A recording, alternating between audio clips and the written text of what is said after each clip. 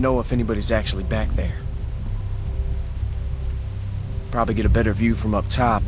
You'd have an easier time getting up there. You feel like taking a look? It'd be just like climbing a treehouse. What am I? A monkey? Hey, you said it, not me. Whoa, whoa, whoa, whoa, whoa, whoa, whoa! From the moment Luke was introduced, he stands out as a capable, compassionate leader. But unlike others in the group, Luke consistently prioritizes the safety and well-being of others, especially Clementine. He helps rescue her in the early on in the season after that goddamn dog, you son of a bitch, and quickly became one of the most trusted figures in her life. Luke is often contrasted with Kenny, where Kenny is impulsive and prone to, emotional outbursts. Luke is level-headed and pragmatic. This dynamic sets him up as a viable and alternative leader, basically like the second coming of Lee, but he's nowhere in Lee's level, let's be honest. But one could, who could guide the group without even resorting to violence or emotional manipulation like Chad. Fuck that hoe. But despite this potential, the game never fully allowed Luke to actually step into that leadership role. He frequently finds himself overshadowed by Kenny's larger than life personality and the emotional baggage that comes with Kenny's art. Oh my god, Kenny. Kenny, it's a tough one. It's tough being a Kenny fan, because you got some that be like, oh, he's a crash out, he crazy. Then there's some that be like, oh, he got a family, he this and that. Look, man, can we all just be friends? Hey, stop the violence. Hey, look at me. I can promise you, it's a bigger side of life. Stop the violence. Luke is constantly put in a position where he must compromise his ideals for the sake of the group's survival, yet he never truly gets the chance to shine as a leader. The narrative leans heavily on Kenny's turmoil, pushing Luke's development to the sidelines. One of the most frustrating aspects of Luke's character is how little we get to know about his backstory. He give us a little teensy pieces here and there about his father, and the fact that he went to college, which was with a stupid ass degree for art and shit. Man, he wasn't gonna do nothing with that degree. While we get glimpses of his life before the apocalypse, his struggles, regrets, and connections, they are often brief and lack depth. Luke's relationship with his former group members, especially Nick, is underdeveloped. We see the tension and loyalty between them, but the game never dives deep, into their history, leaving a lot of emotional potential on the table.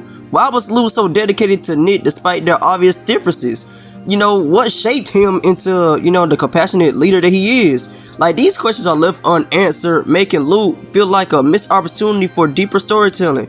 I ain't gonna lie, season 2 as a whole, writing-wise, was just a goddamn mess. But back to topic. For a character that plays such a vital role in season 2, it's disappointing that Luke's backstory wasn't more fleshed out. This lack of depth robbed him of the emotional connection that other characters like Kenny received in Shades. And then it's that scene that sparked it all for me.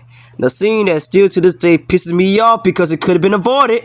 But now you got a little idiot on the goddamn group, and we all know what her name is, wanting to try to save the nigga even though he said step the fuck back.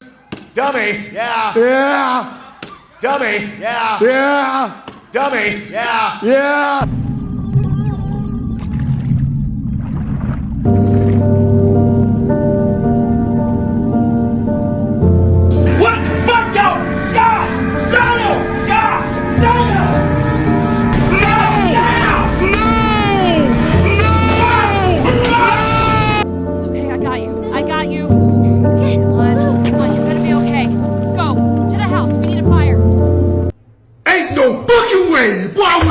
Luke's death in The Walking Dead is one of the most controversial moments of the damn series, nigga.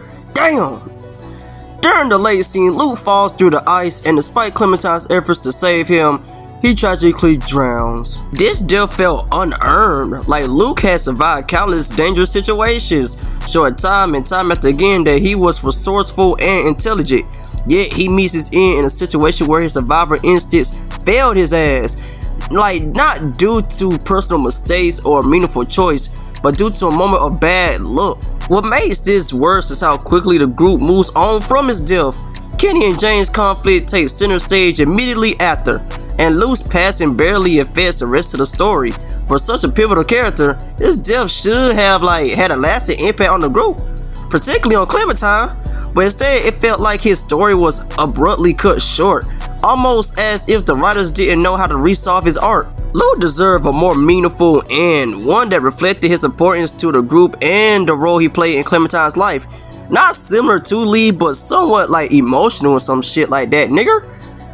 His death was a missed opportunity for the game to actually explore themes of sacrifice and leadership. But I also heard was that the reason why the writers even wrote off Root to die anyway was because there was some weird ass niggers that was fucking shipping Luke with Clementine, man. Yeah, I can kind of understand why, but because that's weird.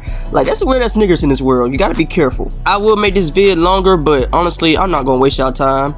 In the end, Luke was a character with so much potential. You know, he was the voice of reason in a world of chaos. A character who could have grown into an even greater leader if given a chance. You know, his compassion, his moral compass, and his dedication to the group set him apart. Yet the game never allowed him to actually reach his full potential.